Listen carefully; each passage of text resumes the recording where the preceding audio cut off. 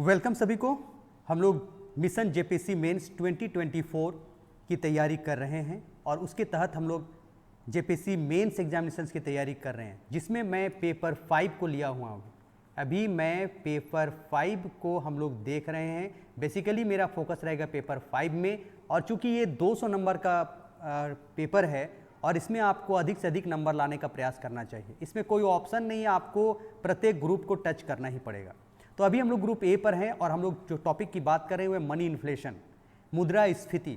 इसका हम लोग एक प्रीवियस क्लास हम लोग ऑलरेडी कर चुके हैं, उसको ऑलरेडी आप लोग तैयारी कर लिए होंगे, आप अच्छी तरह से समझ लिए होंगे। मुझे इस बात की पूरी उम्मीद है कि मेरी प्रीवियस क्लास का जो भी नोट्स है मुद्रास्फीति की क्या है, मुद्रास्फीति से आप क्या समझते हैं और इसके प्रमुख प्रकार क्या क्या हैं, उसको आप अच्छी तरह से देख लिए होंगे और याद कर लिए होंगे। चलिए आगे आज एक हम नया क्वेश्चन लेते हैं। मुद्रास्फीति, मुद्रास्फीति क्या है, इसके कौन कौन से कारक हैं। What is money inflation, what are its causes, what are its causes, यानी मुद्रास्फीति क्या है, इसके कौन कौन से कारक हैं। व्हाट इज मनी इन्फ्लेशन, और you can say what do you understand by money inflation and what are its causes and how it is occurred, है ना, ये क्यों उत्पन्न होती है, यही प्रश्न को हम लोग देखेंगे। तो इस प्रश्न को देखने के लिए सबसे पहले हम लोग देखते हैं कि अपने जो आंसर हमारा होगा, हमारा जो इस प्रश्न का उत्तर होगा उसका क्या स्ट्रक्चर होगा, ढांचा क्या होगा, उसको हम लोग देखते हैं। सबसे पहले आपको इंट्रोडक्शन से स्टार्ट करनी होगी। मैं बार बार जोर दे रहा हूं, आपका ये इंपॉर्टेंट पार्ट होता है, किसी भी प्रश्न का ये परिचय या इंट्रोडक्शन जो पार्ट होता है वेरी इंपॉर्टेंट पार्ट होता है। उसके बाद आपको डेफिनेशन देना होगा, मुद्रास्फीति की परिभाषा, यानी मुद्रास्फीति से क्या समझते हैं, what do you understand by money inflation, इसको आपको अच्छी तरह से लिखना होगा।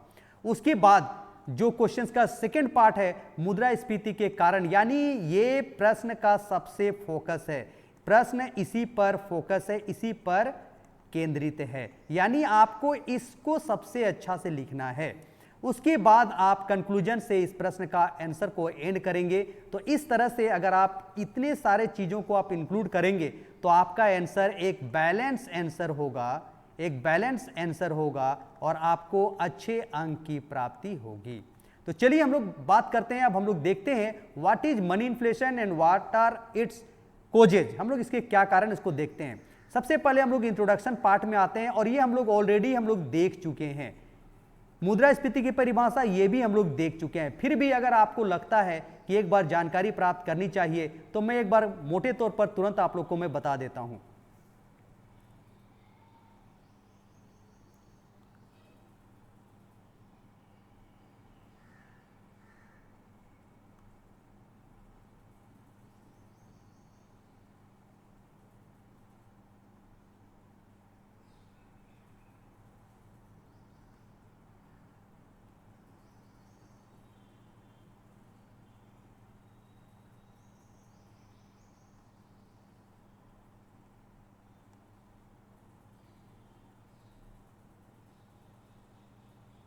ओके, अभी हम लोग देख रहे हैं, मोटे तौर पर इसको मैं आपको बताने का प्रयास करता हूं।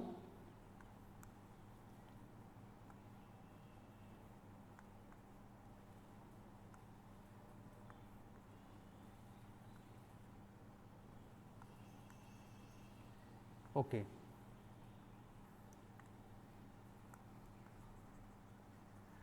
एक बार ध्यान दीजिएगा, मेरे पास कोई टीम नहीं है, मैं सिंगल पर्सन हूं और आप लोगों को अकेले मैं इसकी तैयारी करा रहा हूं।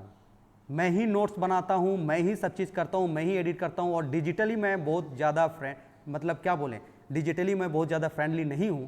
फिर भी मैं प्रयास कर रहा हूं कि आप लोग तक अच्छा अधिक से अधिक चीज़ों को पहुंचा सकूं और आपका एग्ज़ाम में अच्छी तैयारी आप कर सके, उसमें मैं मदद हो सकूं, यही मेरा प्रयास है।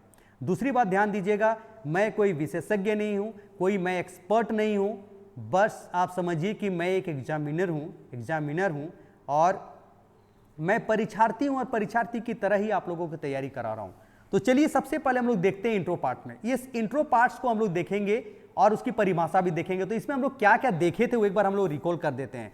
बेसिकली हम लोग इस इंट्रोडक्शन पार्ट में हमेशा बताए थे कि किसी भी इकोनॉमी में कीमत में अगर परिवर्तन आता है, यानी मूल्य बढ़ती है या मूल्य क्या होता है, घटता है, तो हम बताए थे ये अर्थव्यवस्था के लिए क्या होता है, बहुत ही हानिकारक सिचुएशन होता है, बहुत ही डेंजरस सिचुएशन होता है। प्रोफेसर सेलिगमैन ने क्या कहा था कि किसी भी अर्थव्यवस्था में प्राइस का घटना या बढ़ना, किसी भी अर्थव्यवस्था में प्राइस का घटना या बढ़ना, ये जो क्या करता है, उस देश की आर्थिक अस्थिरता को व्यक्त करता है। उस देश की क्या बतलाता है, आर्थिक अस्थिरता को बतलाता है। और इसका क्या प्रभाव पड़ता है, चाहे उस देश का कृषि हो, चाहे उस देश का उद्योग हो, चाहे उस देश का व्यापार हो, ये इन पर प्रतिकूल प्रभाव पड़ता है। मैंने स्टार्टिंग में हम लोग कैसे करेंगे कि मुद्रास्फीति के अंतर्गत हम लोग बात करते हैं कीमतों में परिवर्तन, कीमतों में होने वाले निरंतर वृद्धि, जो कि किसी भी अर्थव्यवस्था के लिए हानिकारक होती है। प्रोफेसर सेलिगमैन का मानना है कि कीमतों में वृद्धि और कमी, यानी घटते बढ़ते मूल्यों के कारण किसी भी देश की अर्थव्यवस्था में, आर्थिक परिदृश्य में क्या आती है, आर्थिक अस्थिरता आती है, और इसका प्रतिकूल परिणाम उस देश के कृषि, उद्योग और व्यापार पर पड़ता है। उन्होंने यह भी कहा था कि ऊंची नीची कीमतों के कारण जितना नुकसान होता है, उतना मूल्य के घटते बढ़ते रहने के कारण होता है। यानी एक बार अगर कीमत बहुत अधिक है और कुछ दिनों के, कुछ वर्षों के बाद अगर कीमत में कमी आती है, तो इसका अर्थव्यवस्था पर उतना बुरा प्रभाव नहीं पड़ता है। इसका अर्थव्यवस्था पर उतना क्या पड़ता है, बुरा प्रभाव नहीं पड़ता है। लेकिन यदि कीमतों में तेजी से कमी बेसी इस तरह से परिवर्तन, निरंतर परिवर्तन होता है, तो इसका किसी भी देश की अर्थव्यवस्था पर क्या पड़ता है, बुरा प्रभाव पड़ता है या प्रतिकूल प्रभाव पड़ता है। और वास्तव में देखा जाए तो मुद्रास्फीति का तात्पर्य क्या है, कीमतों में वृद्धि। कीमतों में वृद्धि को हम लोग क्या कहते हैं, मुद्रास्फीति कहते हैं। अगर कीमतों में वृद्धि और कमी की बात करें तो या तो कीमत में वृद्धि होगी या क्या होगी, कीमतों में कमी की स्थिति आएगी। कीमतों में कमी, तो इसको हम लोग कहते हैं मुद्रा संकुचन। यानी अर्थव्यवस्था में दो ही तरह की स्थिति दिखाई, कीमतों को में परिवर्तन को लेकर देखते हैं। एक तो कीमतों में वृद्धि होती है और एक कीमतों में कमी होती है। कीमतों में वृद्धि को हम लोग मुद्रास्फीति कहते हैं और कीमतों में कमी को मुद्रा संकुचन कहते हैं। मुद्रास्फीति की परिभाषा की जब भी बात करेंगे, हम लोग यहाँ वाले सेक्शन पर हैं, इस वाले सेक्शन पर हम लोग हैं मुद्रास्फीति की जो इस वाले में है परिभाषा पर हम लोग बात करेंगे। तो इसमें हम लोग क्या देखेंगे, परिभाषा में देख लीजिएगा, मुद्रास्फीति वह स्थिति है जिसमें वस्तुओं और कीमतों की, परिभाषा में क्या याद कर रहे हैं या लिखेंगे हम लोग, मुद्रास्फीति वह स्थिति है जिसमें वस्तुओं एवं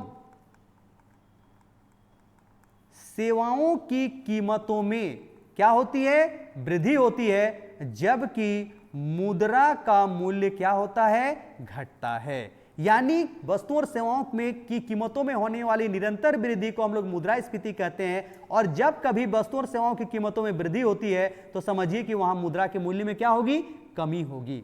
और यह स्थिति इसलिए उत्पन्न होता है यदि किसी भी समय अर्थव्यवस्था में मुद्रा की मात्रा, यदि किसी भी समय अर्थव्यवस्था में मुद्रा की मात्रा बढ़ जाती है, तो मुद्रा की मात्रा बढ़ जाती है, इसका सीधा परिणाम पड़ता है वस्तुओं की कीमत क्या होती है, बढ़ जाती है। वस्तुओं की कीमत बढ़ जाती है। ओके, यहां तक किसी को कोई डाउट नहीं है। अब आप लोग यहां प्रोफेसर क्राउथर का परिभाषा दे दीजिएगा, प्रोफेसर क्राउथर का परिभाषा दे दीजिएगा और प्रोफेसर पीगू का परिभाषा दे दीजिएगा। दोनों का परिभाषा आप दीजिएगा, ध्यान दीजिएगा। लेकिन प्रोफेसर पीगू ने सभी तरह की कीमतों में वृद्धि को मुद्रास्फीति नहीं माना है। यानी सभी तरह, जैसे देखिएगा प्रोफेसर पीगू का मानना था सभी कीमतों में वृद्धि, सभी कीमतों में वृद्धि मुद्रास्फीति नहीं होती है। सभी कीमतों में वृद्धि क्या होती है, मुद्रास्फीति नहीं होती है। कौन सा मुद्रास्फीति होती है, देख लीजिएगा। इन्होंने पहला बात यह कहा था, कंडीशन, यदि मौद्रिक आय बढ़ रही है और उत्पादन भी बढ़ रही है, लेकिन मौद्रिक आय जो है वो तेजी से बढ़ रही है उत्पादन की तुलना में, तो ये क्या होती है, मुद्रास्फीति की स्थिति होती है। दूसरा केस हम लोग देखते हैं, दूसरा एक कंडीशन देखते हैं, मौद्रिक आय बढ़ रहा हो लेकिन उत्पादन क्या हो, स्थिर हो, तो ऐसी स्थिति में भी क्या होती है, कीमत बढ़ेगी। नेक्स्ट हम लोग आते हैं तीसरा कंडीशन, जब मौद्रिक आय बढ़ रही हो लेकिन उत्पादन घट रहे हो, तो यहां भी प्राइस क्या होगा, बढ़ेगा। नेक्स्ट कंडीशन देखते हैं,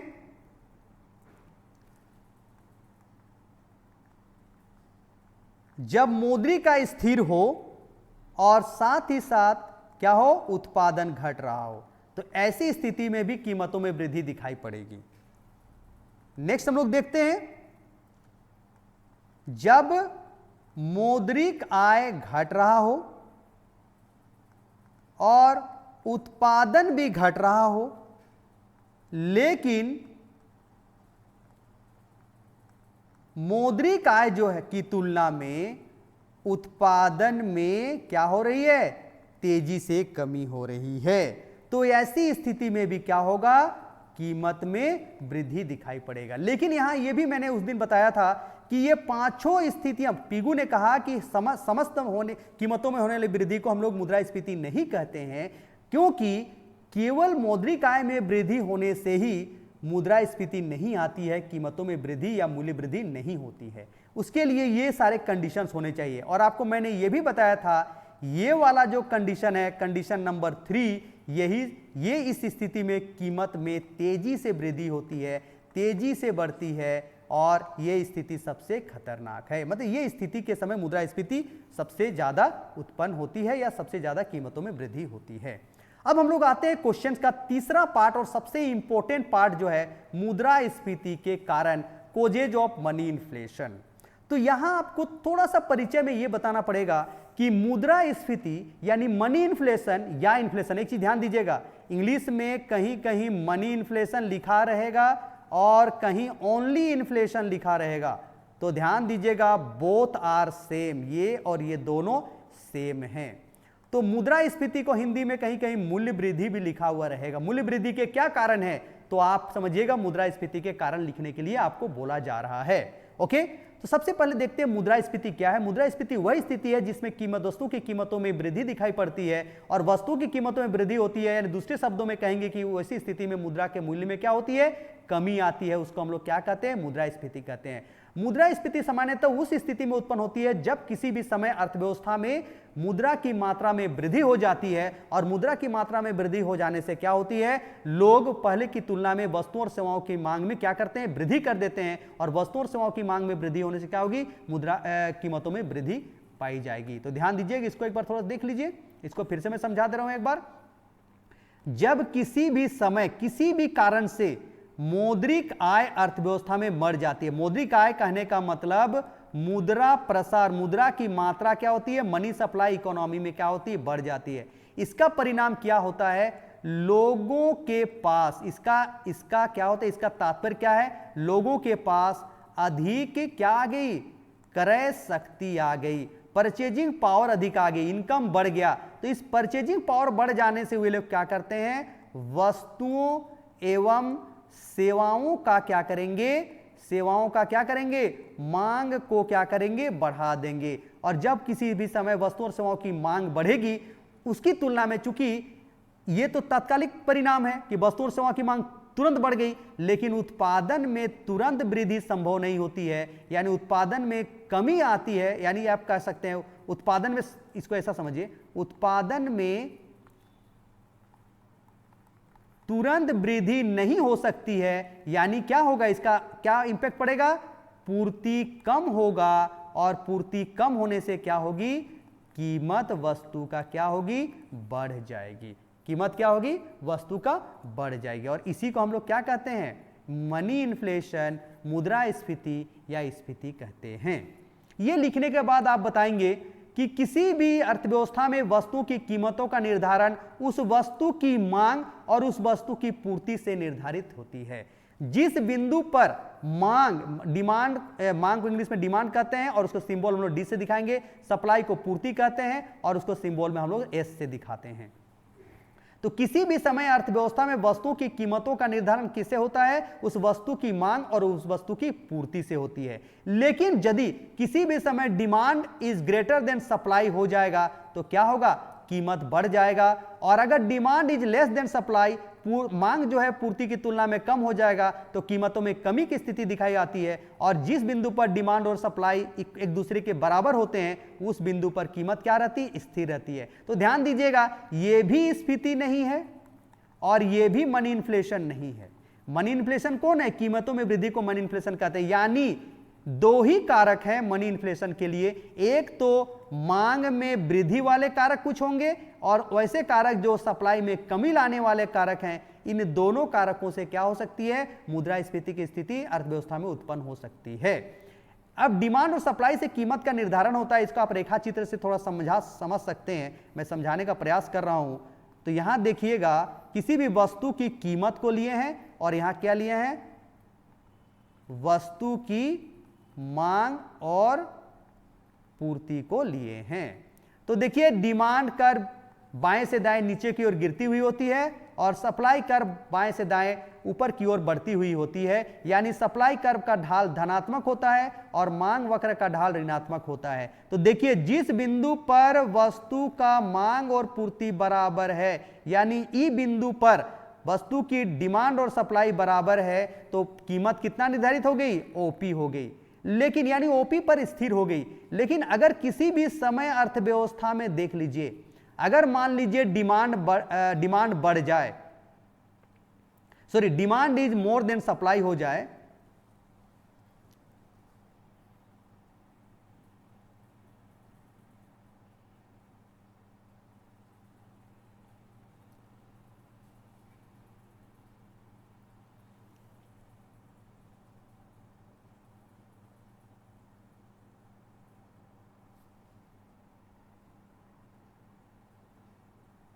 यहां देखिए इस पॉइंट पर देखिए, मान लीजिए हम लोग इस जगह पर हैं, ये वाला इस पर हम लोग बात कर रहे हैं। तो मान लीजिए यहां क्या देखते हैं, यहां सप्लाई कितना है, सप्लाई मेरा मान लीजिए इसको हम लोग P1A नाम देते हैं और इसको हम लोग B नाम देते हैं। तो सप्लाई हो रहा है P1A और डिमांड किया जा रहा है P1B, यानी AB जो मेरा है ये क्या है, एक्सेस डिमांड है कि नहीं, यानी अत्यधिक मांग है। तो ऐसी स्थिति में क्या होगा, कीमत बढ़ने की स्थिति आएगी और कीमत P1 से बढ़कर इस तरह से बढ़ता जाएगा, बढ़ता जाएगा, बढ़ता जाएगा और जिस समय ये दोनों आपस में बराबर होंगे यानी ओपी कीमत निर्धारित हो जाएगी। लेकिन अगर इस पोजीशन की बात करें, मान लीजिए P2 पर हम लोग हैं और इसको C और इसको हम लोग D नाम देते हैं, तो क्या देखते हैं, यहां P2 जब OP2 प्राइस है तब क्या देखते हैं, P2C मेरा क्या है, डिमांड है और P2D मेरा क्या है, सप्लाई है। अब सप्लाई क्या है, यहां क्या देख रहे हैं, CD जो मेरा है एक्सेस सप्लाई को बतला रहा है। अब एक्सेस सप्लाई होने से क्या होगा, प्राइस नीचे आने का टेंडेंसी पाया जाएगा और इस तरह से प्राइस घटता घटता घटता अंततः कहां आके रुकेगा, इस ई बिंदु पर आके रुकेगा। तो ध्यान दीजिएगा, प्राइस हमेशा डिमांड और सप्लाई जिस बिंदु पर बराबर होते हैं उसी जगह पर कीमत का निर्धारण होता है। लेकिन उसके अलग अगर कुछ ऐसी स्थिति दिखाई पड़ती है, यदि अत्यधिक मांग की स्थिति होती है तो कीमतों में बढ़ने की टेंडेंसी पाई जाती है और अत्यधिक सप्लाई या अत्यधिक पूर्ति की स्थिति होती है तो कीमतों में कमी की स्थिति दिखाई पड़ती है। तो इसी बात को हम लोग यहाँ इसको हम सिंबल में हम दिखाने का प्रयास किए हैं। तो इस तरह से हम लोग इस निष्कर्ष पर पहुंच गए हैं कि मुद्रास्फीति के कारण क्या है, एक तो मांग में वृद्धि करने वाले कारक और दूसरा पूर्ति में कमी करने वाले कारक। तो सबसे पहले हम लोग देखते हैं मांग में वृद्धि लाने वाले कारक। तो उसमें क्या क्या कारक हैं, कौन कौन सा फैक्टर है, एक तो हिनात प्रबंधन, सार्वजनिक व्यय में वृद्धि, साख का प्रसार, मुद्रा की मात्रा में वृद्धि, चलन वेग में वृद्धि, कर नीति, काला धन, युद्ध जनित आर्थिक दबाव, जनसंख्या में वृद्धि और आंतरिक ऋण की अदायगी। तो देख लीजिए, टोटल 10 पॉइंट में यहां लिखने का प्रयास किया हूं कि किसी भी अर्थव्यवस्था में किसी भी वस्तु की मांग में वृद्धि के लाने के लिए उत्तरदायी कारक क्या क्या है, हिनात प्रबंधन, सार्वजनिक व्यय में वृद्धि, साख का प्रसार, मुद्रा की मात्रा में वृद्धि, चलन वेग में वृद्धि, कर नीति, काला धन, युद्ध जनित आर्थिक दबाव, जनसंख्या में वृद्धि और आंतरिक ऋण की अदायगी। सब हम लोग एक एक करके सभी पॉइंट का मैं डिस्कस करूंगा। आप लोग धैर्य रखें, इत्मीनान रखें और ध्यान से पढ़ें, देखें और नोट्स भी बनाते जाएं। नेक्स्ट हम लोग देखते हैं पूर्ति में कमी लाने वाले कारक कौन कौन है। तो पहला हम लोग देखते हैं उत्पादन के साधनों में कमी, दूसरा हम लोग देखते हैं कालाबाजारी एवं जमाखोरी, तीसरा हम लोग देखते हैं उपभोक्ताओं के संग्रह की प्रवृत्ति होर्डिंग और प्राकृतिक कारक, पांचवा हम लोग देखते हैं उत्पादन लागत में वृद्धि। तो इन सभी कारणों से क्या होती है, उत्पादन में कमी अर्थव्यवस्था में आती है और जिसके कारण क्या होती है, कीमतों में वृद्धि दिखाई देती है। और इधर वाले जितने भी कारक हम लोग देख रहे हैं, टोटल 10 कारक देखें, ये सभी क्या करते हैं, मांग में वृद्धि लाने के लिए उत्तरदायी कारक हैं। और ये इधर वाले कारक क्या हैं? पूर्ति में कमी लाने वाले कारक हैं। तो चलिए सबसे पहले हम लोग आते हैं हीनार्थ प्रबंधन। हम लोग हीनार्थ प्रबंधन यानी डेफिसिट फाइनेंसिंग किसको कहते हैं? अब यहां ध्यान दीजिएगा, मैं यहां मोटे शब्दों में लिखूंगा, बहुत ज्यादा चीज मैं नहीं लिखूंगा। आप लोग इसको वीडियो को सुनिए और इसको नोट्स बनाते जाइए। तो सबसे पहले लिखेंगे घाटे की वित्त व्यवस्था क्या, ये कैसे आया। तो आपको बताना क्या है कि किसी भी लोकतांत्रिक राष्ट्र में, किसी भी लोकतांत्रिक अर्थव्यवस्था में सरकार का उत्तरदायित्व होता है कि लोगों के लिए सार्वजनिक कल्याण, लोगों के लिए सार्वजनिक कल्याण के लिए अधिक से अधिक क्या करे? कार्य करे। लोक कल्याणकारी कार्य किए जाते हैं। जैसे क्या करती है सड़क? सरकार क्या करती है?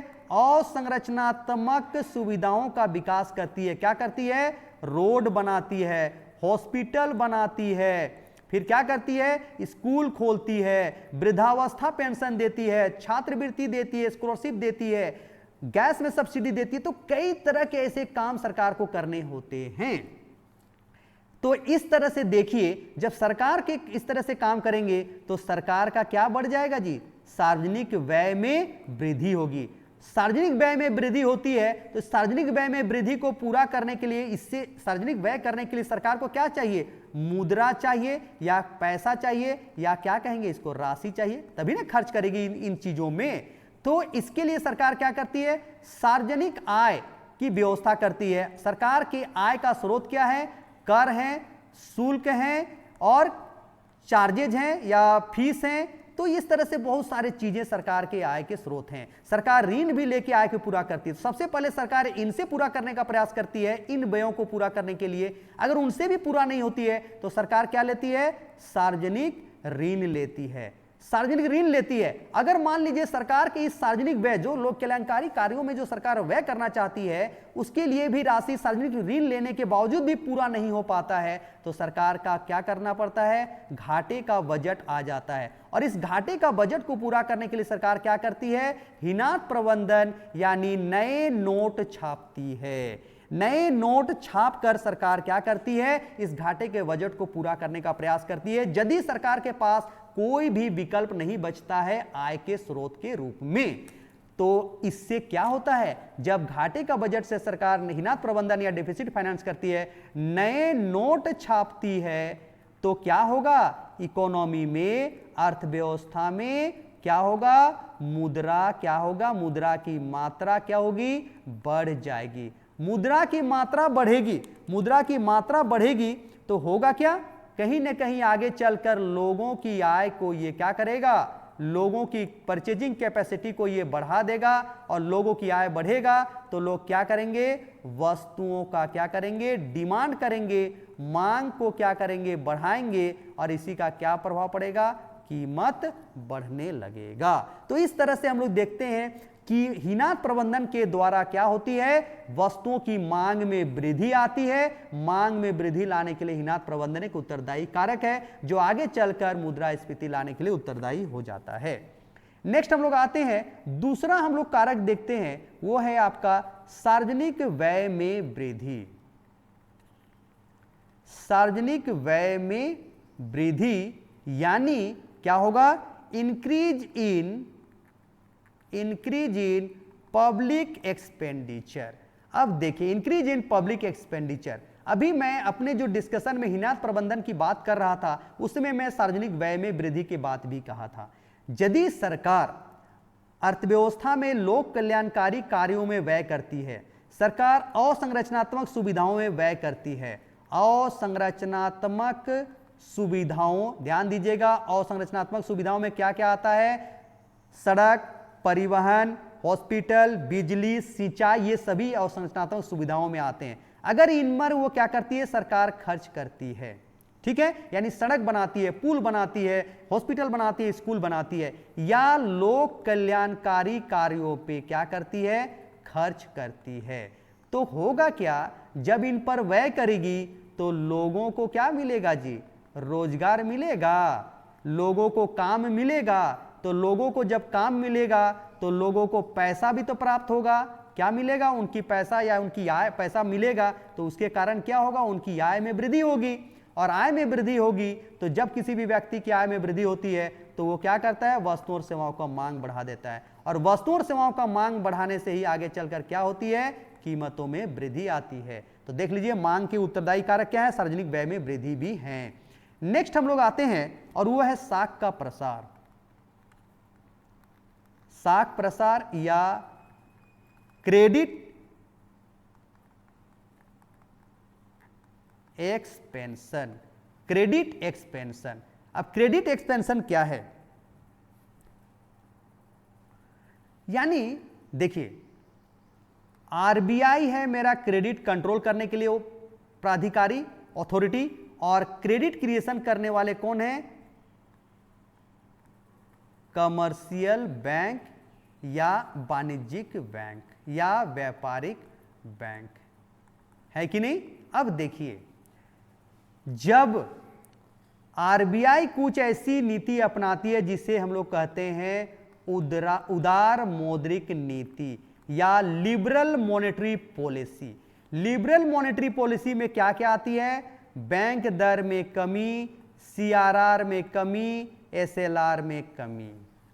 अब इनमें ऐसी कमी करती है तो कमर्शियल बैंक के पास ऐसा करने से क्या इस पर आता है, इनमें साख सृजन की क्षमता क्या होती है, बढ़ जाती है। साख सृजन की क्षमता बढ़ जाती है। ये लोग क्या करते, कैसे बढ़ती है, ये लोग ब्याज दर कम करते हैं या क्या करते हैं, ऋण लेने की प्रक्रिया को क्या बना देते हैं, सरल कर देते हैं। तो जब ये ब्याज दर में कमी और ऋण लेने की प्रक्रिया को सरल कर देंगे तो कोई भी उद्यमी या निवेशक क्या करेंगे, इनसे पैसा ऋण लेंगे जिसे हम लोग लोन कहते हैं, लेंगे और लोन लेकर क्या करेंगे, अपने उत्पादन कार्यों में निवेश करेंगे। निवेश करने से क्या होगा कि आगे चलकर रोजगार मिलेगा, रोजगार मिलेगा तो लोगों की आय बढ़ेगी, रोजगार बढ़ेगा, आय बढ़ेगा, और ये चलकर क्या होगा, मांग को क्या करेगा, बढ़ाएगा। तो देख रहे हैं मांग बढ़ेगा तो फिर कीमत में वृद्धि होगी। तो ये एक चक्र चल जाता है। तो अगर किसी भी समय अर्थव्यवस्था में साख का प्रसार होता है तो ये आगे चलकर मूल्य वृद्धि के लिए उत्तरदायी हो जाता है। नेक्स्ट हम लोग आते हैं मुद्रा की मात्रा में वृद्धि। मुद्रा की मात्रा में वृद्धि, increase in the quantity of money. Increase the quantity of money, यानी आप देख लीजिएगा, अगर ऊपर वाले डिस्कशन या ऊपर वाले व्याख्या को आप ध्यान दीजिएगा तो मुद्रा की मात्रा में वृद्धि के लिए कई कारक हैं। आरबीआई के सस्ती मौद्रिक नीति, ठीक है, या आप कह सकते हैं लोगों को अधिक रोजगार मिलना, साख का प्रसार होना या हिनात प्रबंधन, ये सभी कारक क्या है, मुद्रा की मात्रा में वृद्धि के लिए उत्तरदायी है। और मुद्रा की मात्रा में जैसे ही अर्थव्यवस्था में वृद्धि होगी तो लोगों के पास अधिक पैसा होगा और वस्तुओं और सेवाओं की मांग क्या होगी, बढ़ जाएगी। ठीक है, तो ये मुझे लगता है ये तीसरा पॉइंट, जो नेक्स्ट पॉइंट था, ये भी क्लियर हो गया होगा। नेक्स्ट हम लोग आते हैं चलन वेग में वृद्धि। चलन वेग में वृद्धि यानी इसको कहते हैं इंक्रीज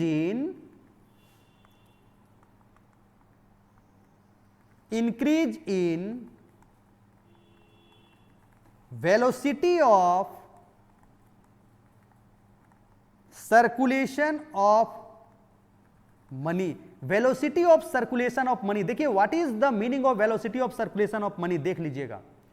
मान लीजिए ये मोहन, ये मान लीजिए कोई एक व्यक्ति है, इसको मान लीजिए आप समझ सकते हैं किसान है,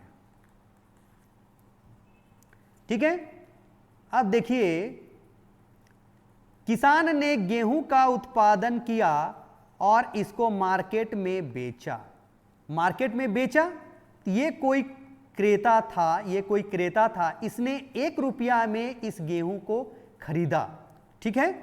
किसान से 1 रुपया में गेहूं को क्या खरीदा, तो किसान के पास क्या हो गया, 1 रुपया आ गया कि नहीं, किसान का इनकम क्या होगा, 1 रुपया हो गया। अब किसान अगर इससे ब्रेड खरीदेगा तो ब्रेड दुकानदार को ये 1 रुपया देगा, तो ये 1 रुपया कहां हुआ, ब्रेड दुकानदार के पास आ गया। ब्रेड दुकानदार अगर कपड़ा खरीदेगा तो कपड़ा दुकानदार के पास क्या हुआ, 1 रुपया आ गया। कपड़ा दुकानदार अगर अपने बच्चों के लिए फी स्कूल में देगा तो वहां ये 1 रुपया चला गया। वहां जब स्कूल में फी देगा तो स्कूल क्या खरीदेगा, बस खरीदेगा, बस खरीदने में खर्च करेगा या कॉपी खरीदने में खर्च करेगा, तो 1 रुपीज यहां आ गया।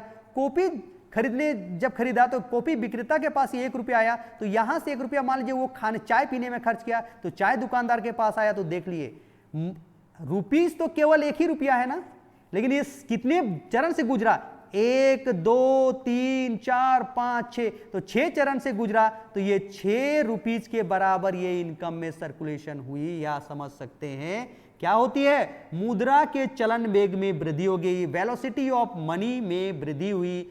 तो इसके कारण भी क्या होता है, मुद्रा का जो होता है वास्तविक पूर्ति क्या होती है, बढ़ जाती है। Money supply, real money supply increase करती है। हाउएवर आप देखिएगा एक्चुअल नॉमिनल, मतलब आप कह सकते हैं इसको मौद्रिक मुद्रा की पूर्ति नहीं बढ़ती है, मुद्रा की पूर्ति नहीं बढ़ती है। मौद्रिक मुद्रा की पूर्ति किसको कहेंगे, 1 रुपया अगर बढ़कर अगर मान लीजिए 100 रुपया हो जाता है तो इसको कहेंगे मौद्रिक मुद्रा की पूर्ति में वृद्धि। जबकि वास्तविक पूर्ति में क्या होती है, रुपया तो एक ही है, रुपीज एक ही है, लेकिन ये 10 टाइम्स अगर गुजरा तो ये क्या होती है, वास्तविक पूर्ति उसके 10 रुपीज के बराबर वो वास्तविक पूर्ति में वृद्धि कर देती है। तो इस तरह से भी अर्थव्यवस्था में क्या होती है, मुद्रा की पूर्ति में वृद्धि होती है और मुद्रा कीमत, वस्तु की कीमतों में वृद्धि होने की संभावना पाई जाती है। तो आप इसको अच्छी तरह से समझिएगा। अगर नहीं समझ में आएगा तो आप कमेंट बॉक्स में जाके कमेंट में टाइप कीजिएगा, मैं वहां भी आपको रिप्लाई कर दूंगा। नेक्स्ट आ जाइए टैक्स पॉलिसी, कर नीति या टैक्स पॉलिसी। ठीक है, अब देखिए सरकार 2 तरह की टैक्स पॉलिसी अपनाती है। एक तो आती है सस्ती कर नीति और दूसरा होती है महंगी कर नीति। सरकार कितने प्रकार का टैक्स पॉलिसी अपना सकती है, 2 प्रकार का, सस्ती कर नीति और महंगी कर नीति।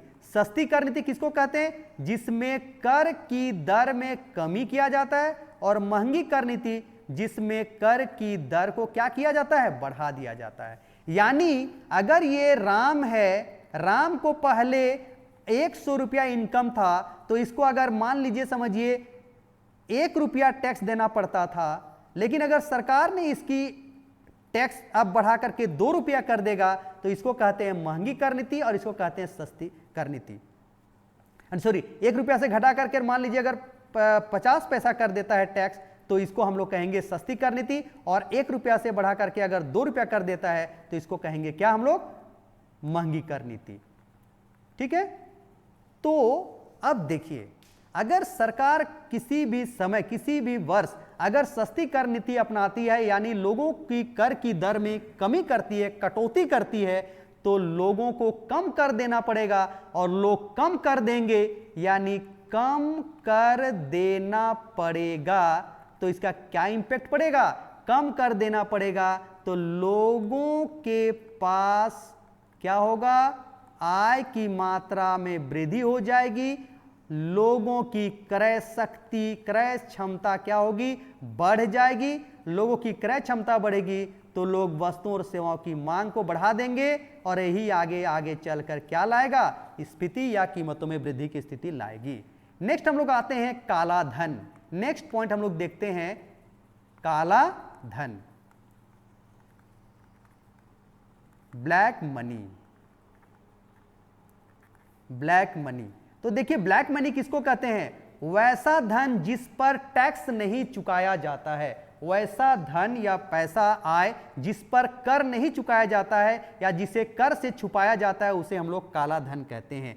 काला धन को हम लोग क्या कहते हैं, समानांतर अर्थव्यवस्था भी कहा जाता है। कभी कभी ध्यान दीजिएगा, काला धन का दूसरा नाम क्या है, समानांतर अर्थव्यवस्था या पैरेलल इकोनॉमी भी कहते हैं। और ये संपूर्ण अर्थव्यवस्था को बहुत खतरनाक तरीके से प्रभावित करता है, या कहेंगे तो काला धन किसी भी अर्थव्यवस्था के लिए हानिकारक है। अब देखिए काला धन में क्या है, काला धन में टैक्स से छुपाया जाता है, यानी वैसा धन जिसको सरकार के लेखा जोखा में छुपाया जाता है। यानी कोई व्यक्ति यदि टैक्स के दायरे में आता है, कर के दायरे में आता है, लेकिन अगर उस पर टैक्स नहीं चुकाता है तो वह धन काला धन कहलाता है। अब काला धन क्या है? काला धन जब भी कहलाता है तो काला धन अगर किसी व्यक्ति के पास है तो वो क्या करेगा? वो सीधा का सीधा क्या करेगा? अर्थव्यवस्था में क्या करेगा? खर्च करेगा, व्यय करेगा, क्योंकि वो सरकार को तो दिखा नहीं सकता, उस पर टैक्स नहीं देना पड़ता है, इसलिए वो क्या करते हैं? वह अनावश्यक चीजों पर खर्च करना शुरू कर देते हैं, विलासिता वस्तुओं पर खर्च करना शुरू कर देते हैं। अगर उसकी मांग 10 केजी है तो मांग को बढ़ा करके 20 केजी कर देते हैं। तो ये कहीं ना कहीं आगे चलकर क्या करती है? डिमांड में वृद्धि लाती है, और यही आगे चलकर कीमत में क्या करेगी? वृद्धि ले आएगी। नेक्स्ट हम लोग आते हैं युद्ध जनित आर्थिक दबाव। युद्ध जनित आर्थिक दबाव, युद्ध जनित आर्थिक दबाव, यानी समझिए कि जब कोई देश किसी भी युद्ध में क्या होता है? हार जाता है तो उस देश का क्या होती है? आर्थिक स्थिति क्या होती है? कमजोर हो जाती है। उस देश का आर्थिक स्थिति कमजोर हो जाती है। उत्पादन क्या होता है?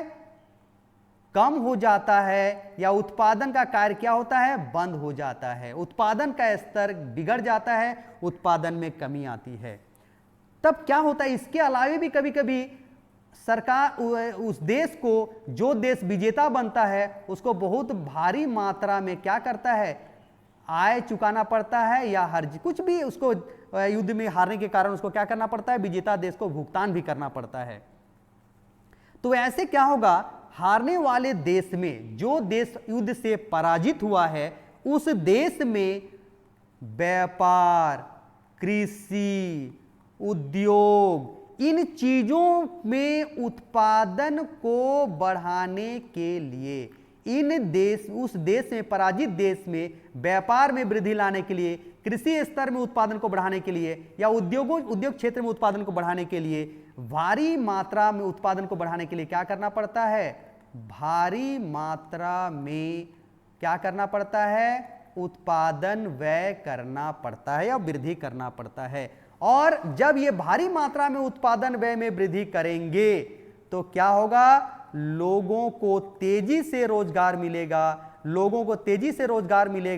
तो क्या होगा? लोगों की आय बढ़ेगी, तो फिर क्या होगा? मांग बढ़ेगा, और मांग बढ़ने पर क्या होगा?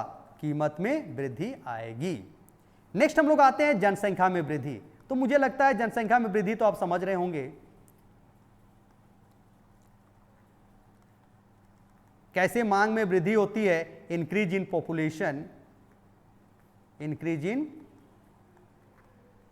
पॉपुलेशन, तो इसको आप ऐसे समझ सकते हैं, मान लीजिए किसी अर्थव्यवस्था में 1000 पीपल रहते थे। अब मान लीजिए ये यहां बढ़कर इसकी जनसंख्या 1 लाख हो जाएगी, 1 लाख हो जाएगी। यहां पॉपुलेशन बढ़कर क्या हो गया? 1 लाख हो गया। तो 1000 लोग, मान लीजिए 1000 केजी का डिमांड करते थे, तो 1 लाख लोग कितना डिमांड करेंगे? कम से कम मान लीजिए 9000 केजी का डिमांड करेंगे। हम एक काल्पनिक एग्जांपल लिए हैं। तो अब देखिए, सीधा का सीधा जनसंख्या बढ़ गया तो क्या होगा? डिमांड बढ़ा कि नहीं? सीधा का सीधा डिमांड बढ़ा, क्योंकि अधिक जनसंख्या रहेगा तो अधिक जनसंख्या को अपनी आवश्यकताओं को पूर्ति करने के लिए अधिक वस्तुओं और सेवाओं की मांग करनी पड़ेगी। और अधिक वस्तुओं और सेवाओं की मांग क्यों हो रही है? जनसंख्या में वृद्धि के कारण। तो इन सब के कारण भी क्या होती है? मांग बढ़ती है, और मांग बढ़ेगा तो क्या होगा? कीमत बढ़ेगा। नेक्स्ट हम लोग पॉइंट देखते हैं, आंतरिक ऋण की अदायगी। आंतरिक ऋण की अदायगी। अब देखिए,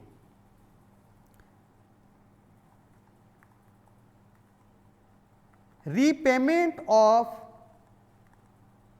इंटरनल डेप्ट। अब इसको समझिए, internal dept, repayment of internal डेप्ट क्या है? जैसा हम लोग कहें कि सरकार क्या करती है? अपनी आय को पूरा करने के लिए ऋण लेती है। ऋण 2 तरह से लेती है, एक तो आंतरिक स्रोतों से लेगी, और दूसरा क्या लेगी? बाहरी स्रोतों से लेगी। आंतरिक स्रोत में सरकार का क्या है? कोई भी व्यक्ति है, यानी हम सभी जो जनता उस देश में निवास करते हैं, वे सरकार के आंतरिक स्रोत हैं ऋण के। तो अगर मान लीजिए सरकार उन व्यक्तियों से जिनसे वो ऋण ली थी, उन सभी व्यक्तियों को आंतरिक ऋण का क्या करेगी, भुगतान कर देगी, तो लोगों के पास क्या होगा, लोगों के पास पैसा आ जाएगा। लोगों के पास आप एक कहिए उनको पैसा आ जाएगा या उनके पास आय बढ़ जाएगा। आय बढ़ेगा तो वे क्या करेंगे, मांग बढ़ाएंगे, है ना, वे मांग में वृद्धि कर देंगे।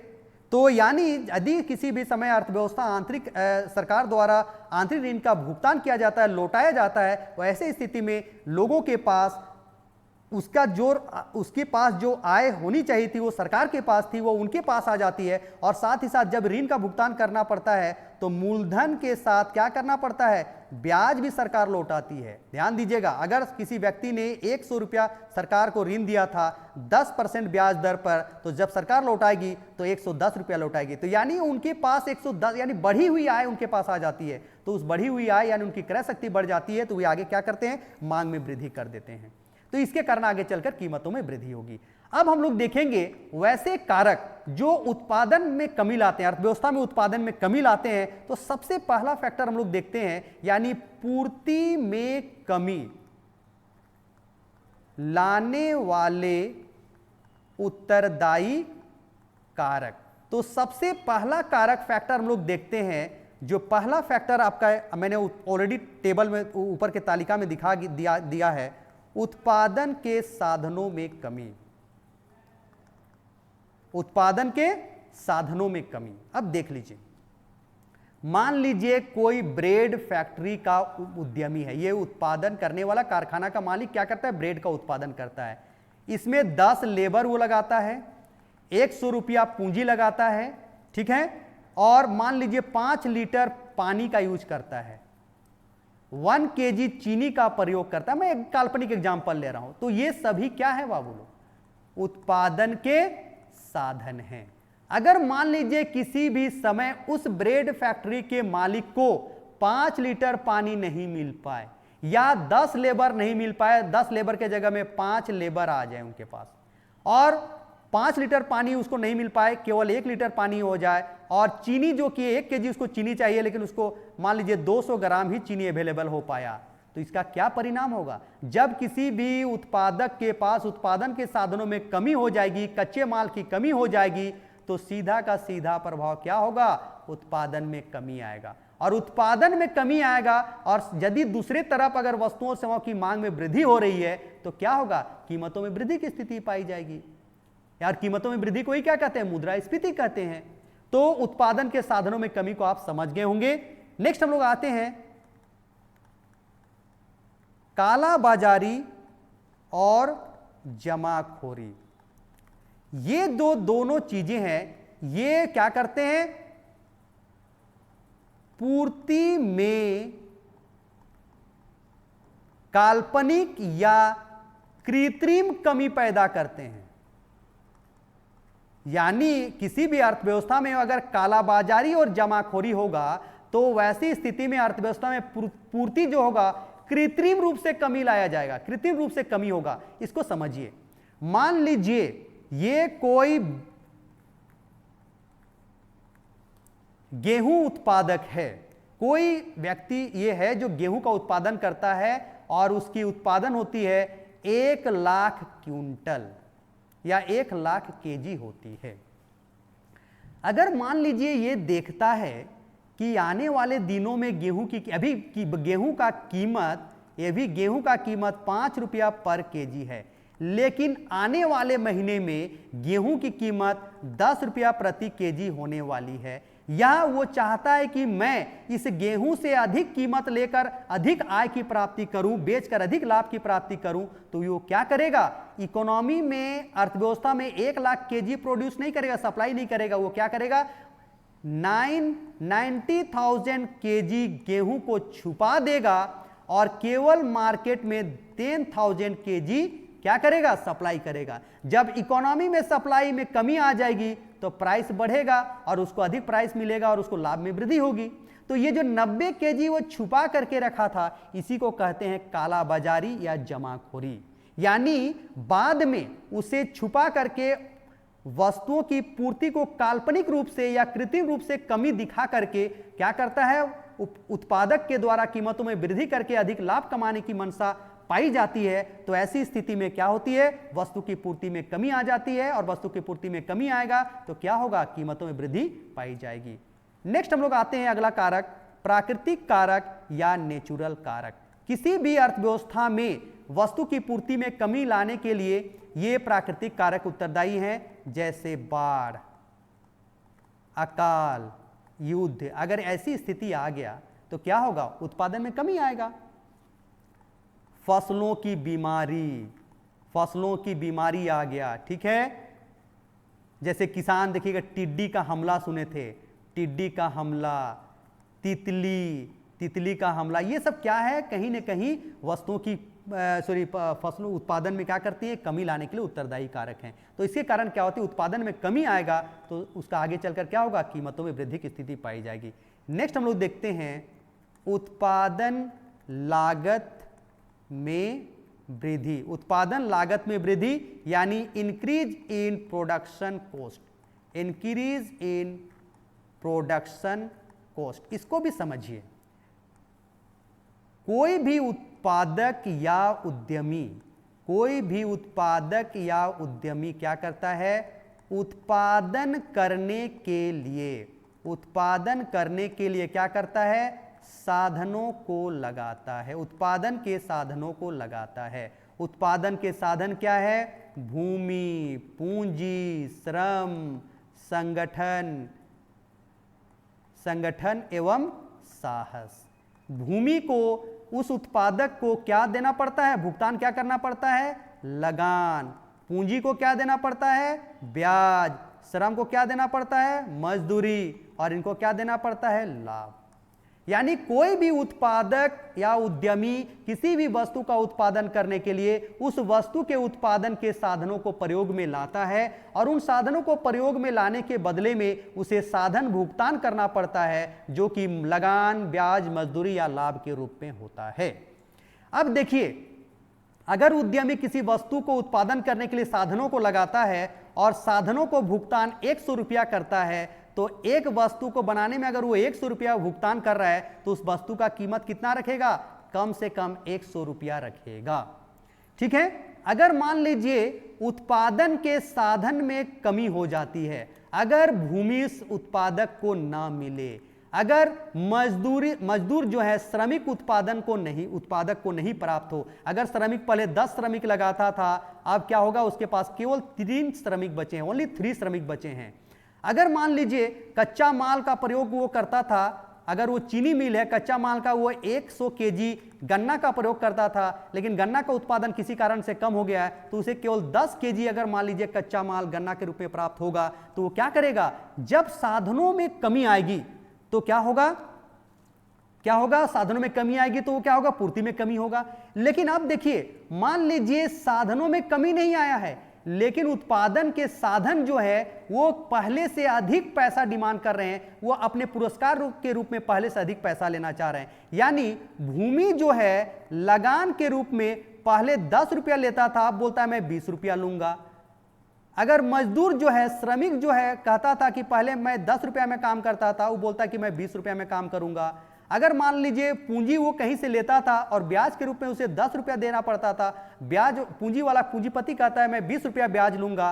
कच्चा माल अगर वो मान लीजिए गन्ना लाता तो वो 100 रुपया में, अगर कच्चा माल का जो गन्ना का कीमत है वो अगर 1000 रुपया हो जाए, तो ये ऐसी स्थिति अगर आ जाती है तो क्या होगा, उत्पादन लागत, ये इसको क्या कहेंगे, उत्पादन लागत बढ़ गया। अब उत्पादन पहले 100 रुपया उत्पादन लागत था तो वो 100 रुपया कीमत रखता था, अगर मान लीजिए उत्पादन लागत 200 रुपया हो जाए तो वो प्राइस कितना रखेगा, 200 रुपया रखेगा।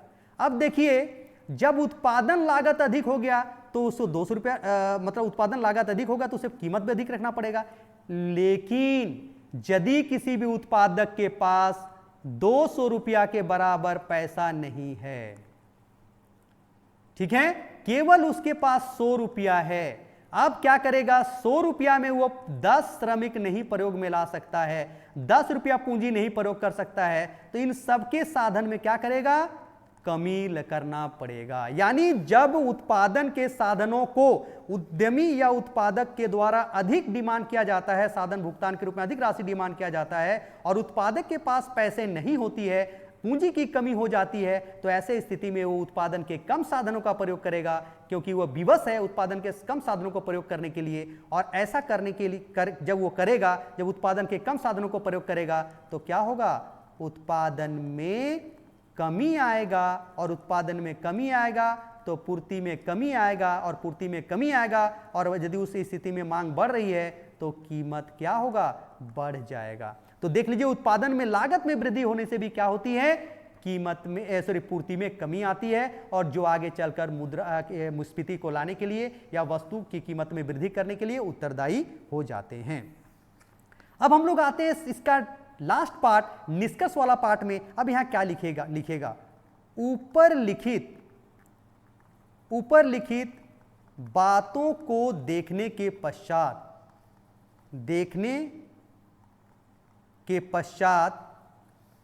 हम पाते हैं कि मुद्रास्फीति अगर नियंत्रित है तो अर्थव्यवस्था के लिए सही है, अन्यथा यह उस देश की आर्थिक स्थिति को क्या कर देती है, असंतुलित कर देती है। ठीक है, हम लोग ये भी देखें, सामान्यतः कीमतों में होने वाली वृद्धि क्या है, मुद्रास्फीति है। यानी मूल्य स्तर में वृद्धि को हम लोग क्या कहते हैं, मुद्रास्फीति कहते हैं। लेकिन सभी कीमतों में वृद्धि मुद्रास्फीति नहीं कहलाते हैं। जब कभी भी मुद्रा की मात्रा उत्पादन की तुलना में अधिक होती है और ऐसी स्थिति में कीमत बढ़ती है तो इसे मुद्रास्फीति कहते हैं, मुद्रास्फीति कहते हैं। यहां तक लिख लिए। अब देखेंगे किसी भी वस्तु का कीमत निर्धारण कैसे होता है, उस वस्तु की डिमांड, उस वस्तु की मांग और उस वस्तु की पूर्ति से होता है। यदि अर्थव्यवस्था में वस्तुओं की मांग बढ़ती है, किसी भी कारण से वस्तुओं की मांग बढ़ती है और किसी भी कारण से वस्तुओं की पूर्ति में कमी आती है, तो इसका क्या प्रभाव पड़ेगा, कीमत स्तर क्या होगा, बढ़ेगा या मूल्य में वृद्धि दिखाई पड़ेगी। तो इस तरह मुद्रास्फीति के जो कारक हैं वे दो हैं, मूल्य में वृद्धि, मांग में वृद्धि और उत्पूर्ति में कमी या उत्पादन में कमी। ठीक है, लेकिन देखा जाए तो दोनों ही कारक, एक तो डिमांड में वृद्धि और दूसरा सप्लाई में कमी, मुद्रास्फीति के कारक हैं। लेकिन देखा जाए तो अल्पकाल में डिमांड में जो वृद्धि के लिए उत्तरदायी कारक हैं वे स्फीति के लिए अधिक उत्तरदायी होते हैं, जबकि दीर्घकाल में सप्लाई में कमी लाने वाले कारक मुद्रास्फीति के क्या होते हैं? उत्तरदायी कारक होते हैं। हालांकि दोनों ही कारक को हमको देखना पड़ता है। किसी भी समय अर्थव्यवस्था में मुद्रास्फीति की स्थिति को जांचने के लिए या मूल्य वृद्धि के वास्तविक प्रभाव को जानने के लिए हमें अर्थव्यवस्था में वस्तुओं की मांग और वस्तुओं की पूर्ति दोनों को ध्यान में रखना पड़ता है। यदि वस्तुओं की मांग बढ़ रही है और यदि वस्तुओं की पूर्ति स्थिर है या वस्तु की पूर्ति में कमी आ रही है, तभी अर्थव्यवस्था में मूल्य में वृद्धि की स्थिति दिखाई पड़ेगी और मुद्रास्फीति की स्थिति उत्पन्न होगी। अगर आप इतना निष्कर्ष में लिख देते हैं जो मैं अभी यहां से जो बातें कह रहा था, मैं जो यहां से बातें कही और जो भी मेरे बातों को आपने सुना, तो उसको अगर आपने लिख दिया सेंटेंस में, तो ये आपका एक अच्छा आंसर हो जाएगा और कंप्लीट आंसर बन जाएगा। अब ध्यान दीजिएगा, मैं कभी कभी जब भी व्याख्या करता हूं तो मित्रों ध्यान दीजिएगा, मैं कभी कभी सिंबल का प्रयोग करता हूं और यहां बोलता जरूर हूं कि मांग में वृद्धि करने पर, तो यहां लिखूंगा डिमांड में इस तरह का वृद्धि करूंगा। ठीक है, तो आप इसको समझिएगा कि सिंबल को आप अच्छी तरह से, जब मेरे साथ आप क्लास कर रहे होंगे तो आप सिंबल को अच्छी तरह से आप समझने लगे होंगे, है ना? तो आप इसको समझने लगे होंगे, तो आप देख लीजिए, इस वीडियो को अच्छी तरह से देखिए आप लोग और आप नोट्स बना लीजिए। तो मुझे लगता है आज हम लोग एक प्रश्न डिस्कस कर लिए हैं और इस प्रश्न को हम आपको ऑलरेडी अच्छी तरह से मैं समझाने का प्रयास किया हूं। बहुत सारे डायग्राम अगर कहीं प्रयोग किया हूं तो आप परीक्षा में डायग्राम भी बनाएंगे और आप लोग क्या करेंगे, आप क्रोनोलॉजिकल ऑर्डर में चार्ट बनाकर लिखने का प्रयास करेंगे। तो आज हम लोग जो क्वेश्चन देख रहे थे, देख लीजिए, आज हम लोग क्या देखें, मुद्रास्फीति क्या है, इसके कौन कौन से कारक हैं, इसको हम लोग देखें और अच्छी तरह से हमने देखने का प्रयास किया। आपने मैं उसका स्ट्रक्चर भी बता दिया। स्ट्रक्चर बताने के बाद उसका जो इंट्रोडक्शन पार्ट था उसको हम लोग प्रीवियस में देखे थे, फिर भी मैंने उसको अच्छी तरह से आपको एक बार पूरा डिक्टेट करके बताने का प्रयास किया।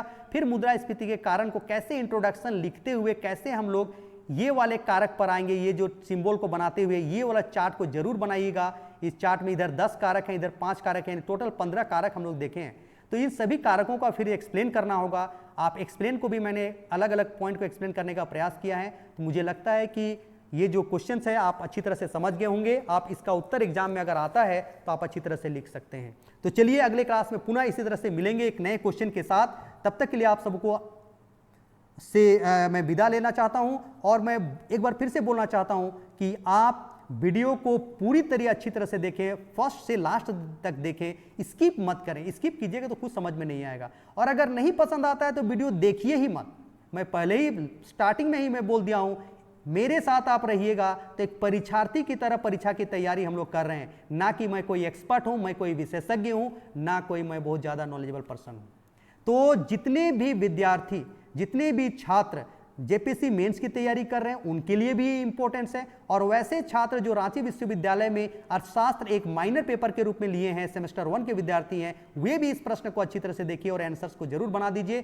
तो आपका एग्जाम में ये प्रश्न आने पर अच्छा से आप लिख सकते हैं। तो इसी उम्मीद के साथ अगले क्लास में पुनः मिलेंगे।